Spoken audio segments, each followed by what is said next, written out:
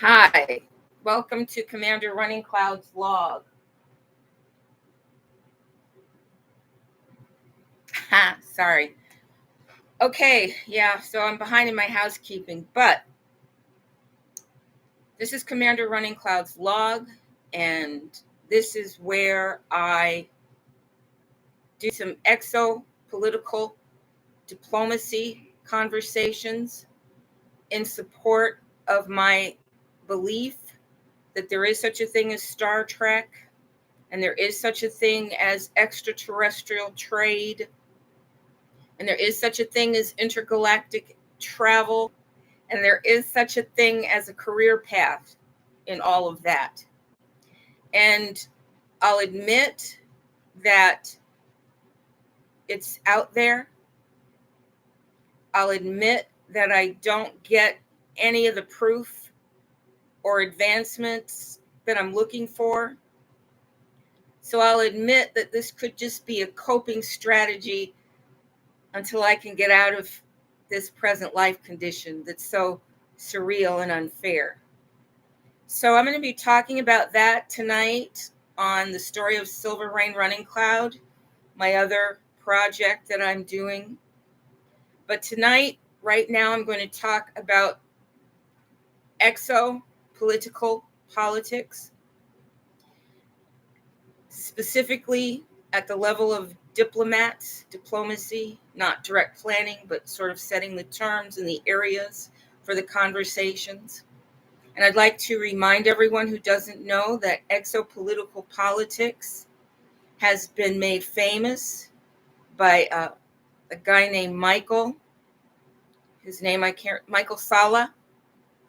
And you can find his website at exopoliticalpolitics.org. There's also an exopolitical journal website that you can go to learn more. But I'm building on his work, and I'm understanding that there's not a lot of reality here.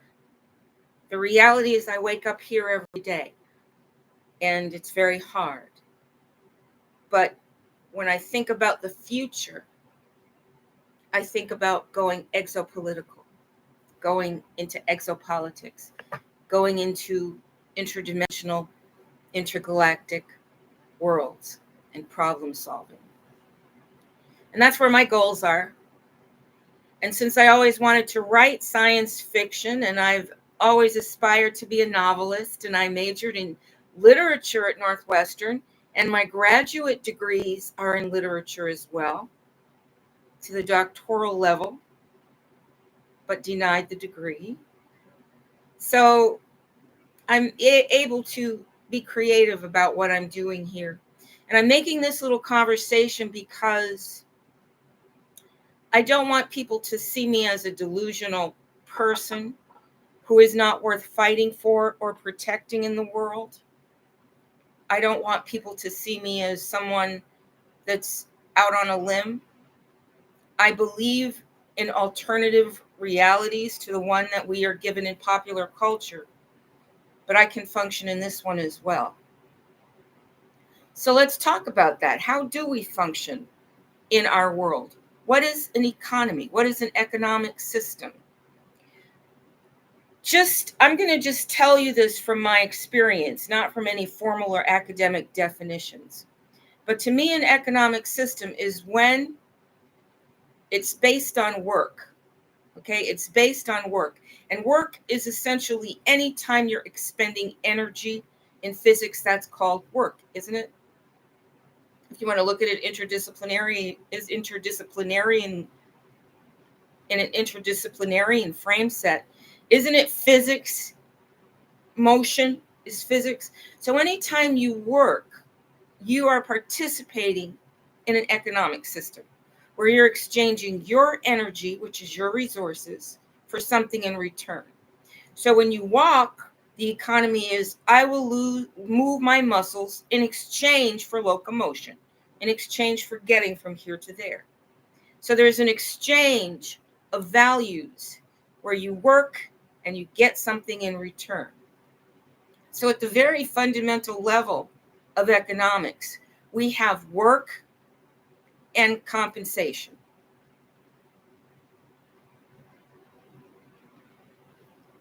An economic system is a construction.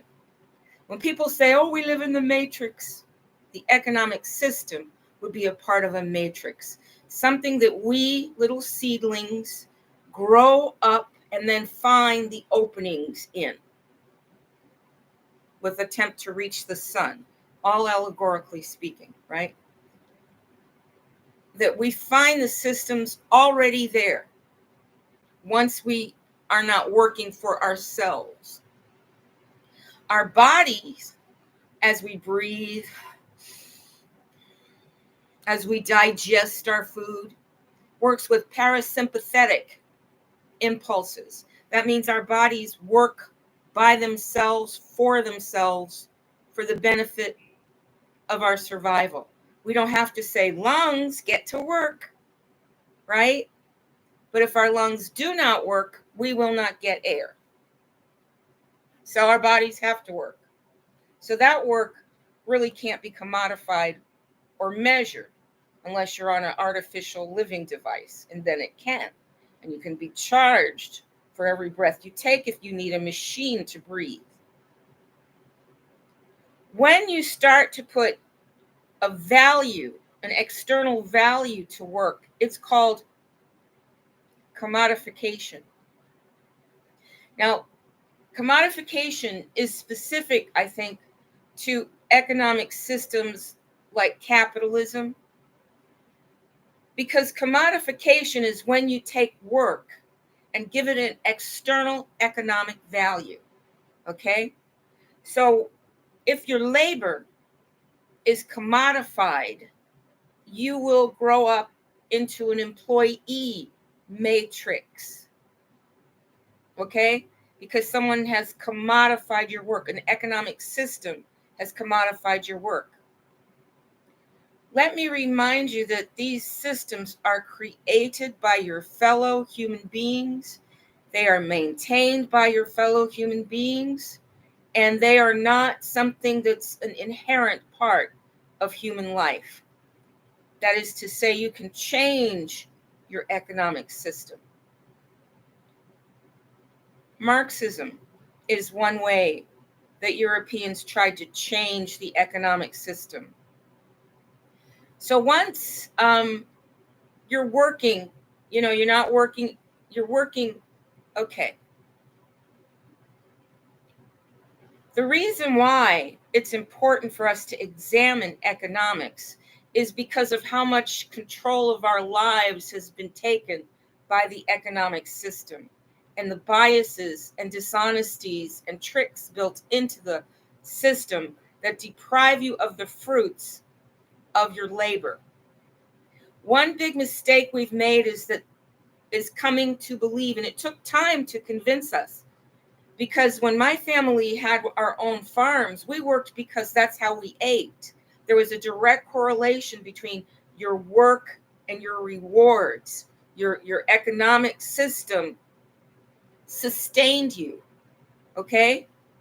Now, if you grew more crops than you needed, you could sell those crops to other people. You could participate in commerce, trade, exchange, where the fruits of your labor are extended to someone else in exchange for something that you want. Trading posts were very popular among the Americans, the real Americans, the Indians, the American Indians, the indigenous people, however you want to call it. I'll just call them the real Americans. And so trading posts were built and called trading posts. So they actually named the process because trading posts were different from the European systems of exchange. The European systems of exchange were very abusive because landowners had to hold on to their land because of winter, because of short growing seasons, because of low access to minerals. Their lands did not have abundance. They did not have abundant lands. So they needed a social system that would help control that. I hear that you'll find this kind of social system also in Korea, which is why the Korean arts film industry has been working very hard to remove the taint of elitism from their social systems and the abuses that come when one group covets everything and seizes everything, and other groups are scrambling for what's left. So I've noticed just in, some of the Korean films I've seen that there is a moral subtext that says treat everyone well, treat everyone good. Don't judge people by their class or the material possessions. Judge people by the qualities of their heart. Who do they care about? Do they show their caring? Do they try to save everyone or just conserve everything for themselves? And there's been a definite moral tone there about being more loving. Well, in America, over time, we have slowly come to believe that working for somebody was the only way to live. It wasn't until COVID came out that we were actually shocked out of that system. But a new system has not come in. A new system has not come in. Instead, the societies have fallen apart. The societies have collapsed. Because people did not know how to go back to the past. And a lot of the avenues to the past have been closed by private enterprise, where an economic system designed to privilege just one group, the wealthy, the successful investors, they all decided to use corporate power as a way to not be accountable morally. And using corporate power, they've been able to seize many, many, many real American-owned lands. Many, many. And call them private and reserve them for their own personal development, much the way the royal classes and their cousins, the lords and the ladies in Europe, including Russia, divided up their lands and created huge, huge estates where it would take somebody a long time to walk to the house to threaten the royals in any kind of way. So they had a lot of physical barriers and barriers of terrain around to protect them. And we found a lot of duplications of those systems here in America. So if we were going to be traveling away from Earth, my intercultural, international, interracial, interspecies group of Star Trekkers, we would really want to interrogate and understand the economic systems in operation here now and understand that they are constructions. They are a matrix. They are external creations. They are not inherent to human life. But work is. Work is so important. And one of the things that we've lost by allowing our society to move into this frame that says only someone else can give you work, only someone else can give you a job, only someone else can own the land where you might develop a new machine or do a new invention or observe nature or experiment. Only other people can own open spaces. You have to stay in your apartment or stay in your house and wait for somebody to give you a job. That's where we're heading. That's where we are. When in the old days, when people actually had control of land and assets and their time, and when people's labor could actually have an effect on their ability to eat, the quality of the home they lived in, because they were doing it for themselves or doing trade as powerful individuals, that the individual had the sovereign power of the owner of the business, the owner of the acquisition, the owner of the process itself of trade. Centralization through corporate monopolies and corporate legislation and support for corporations has forced us all to believe that we are potential employees, and that if we are not actual employees, we don't even deserve to live. We don't deserve a good home. We don't deserve a nice place. Unless we come from a privileged class where investments and annuities are actually allowed and not robbed. If you're in a protected class. So a lot of the mentality of the monarchy has somehow traveled to America and been incorporated in American business and commerce, where all of the royals are hiding behind corporate veils, and everybody who can't play is deliberately excluded and left to the wild. So, as we plan to move onto other planets, to create our own little colonies and settlements on the lands that are granted to us by the present owners, because I'm sorry, but a lot of the exchanges of property being done by the Europeans is exchange of properties that they do not own. How can you be building a semiconductor plant in Arizona on real Americans' lands? You can't just come in and do a lot of paperwork and wait for the genocide to set in and make targeted individuals about everyone that complains. Sure, that's what's happening here and now. And if we're staying here, we have to address it or watch the good people die.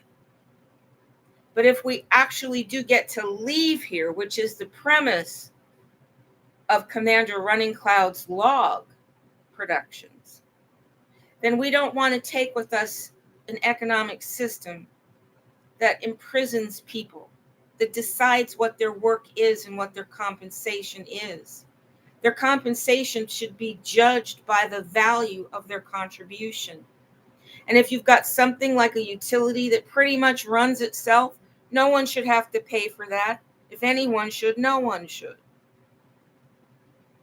Because if you've already got an electrical system that essentially runs itself, why should you pay every month?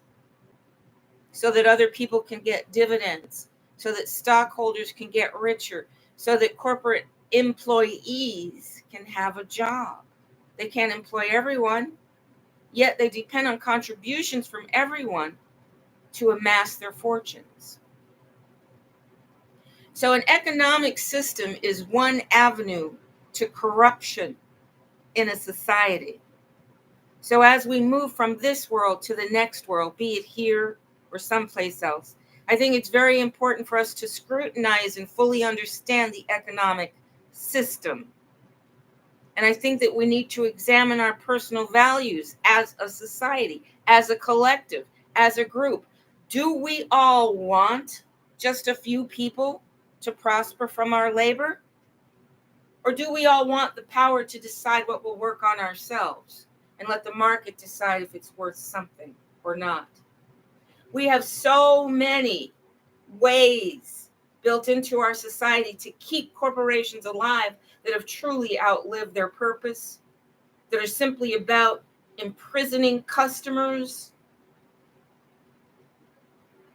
when those corporations should have died, and a new generation of entrepreneurs should have risen up like Steve Jobs. Instead of letting Steve Jobs hold that place, instead of letting Taylor Swift hold that place, instead of letting Bill Gates hold that place, instead of letting Jeff Bezos hold that place,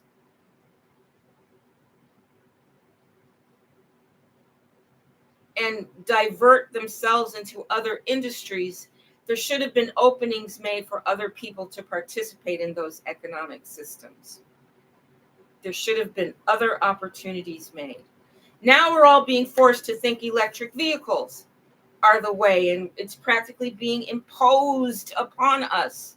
No one's saying, hey, what about the waste? Hey, what about the fact that there are better ways of transportation? Hey, what about those young people out there capable of innovations to transportation? A lot of people want public transportation, and there's nothing to stop us from building the system that I saw on a YouTube short in Japan, where everybody has a subway car built right into their residence, right into their property is a subway car, and that subway car can unite with public transportation. Your little subway car just attaches on. We could have done so many innovative things. And one other nice thing about public transportation is it gives people a chance to meet and mingle, doesn't it? Electric vehicles are going to cost a lot of money, and only people with jobs are going to be able to afford them. And the only people that get jobs are people that are approved by the corporations, and there's no guarantee that their jobs will last until they get old. Just talk to your grandma, talk to your great-grandma. Talk to your mom, talk to your father, and see how much security there is in the corporate system.